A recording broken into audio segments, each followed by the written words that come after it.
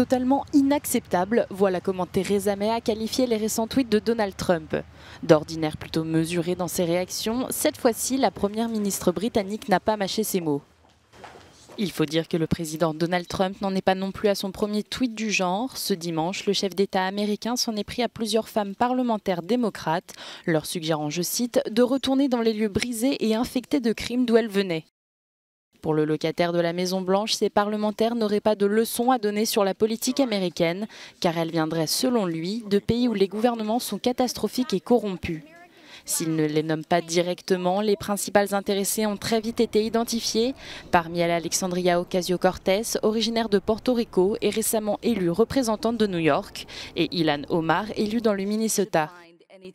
Cette dernière a d'ailleurs répondu au président, l'accusant d'attiser le nationalisme blanc.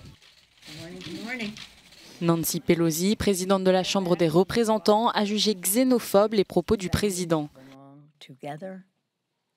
Ce n'est pas la première fois que le locataire de la Maison-Blanche attaque ses adversaires politiques à coups de tweets. Il avait déjà critiqué Alexandria Ocasio-Cortez et Ilhan Omar, disant qu'il ne savait même pas d'où elles venaient. Pourtant, les deux femmes sont bel et bien citoyennes américaines.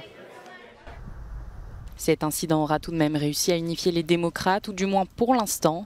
Après une série de querelles de plus en plus publiques entre la direction du parti et son aile progressiste, il semblerait que les tensions se soient dissipées après les récentes attaques de Donald Trump.